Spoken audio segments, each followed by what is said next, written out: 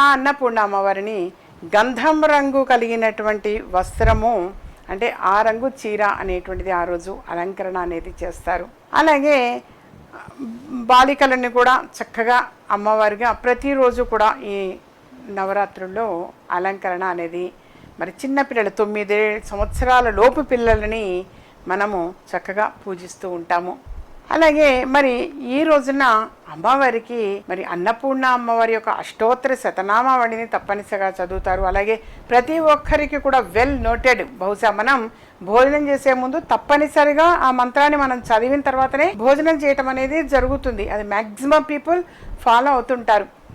అన్నపూర్ణే సదాపూర్ణే శంకర ప్రాణవల్లభే జ్ఞాన వైరాగ్య సిద్ధ్యర్థం భిక్షాం దేహీ చ పార్వతీ మాతా చ పార్వతీ దేవో పితా దేవో మహేశ్వరః బాంధవా శివభక్తేశ్చ స్వదేశో భువనత్రయం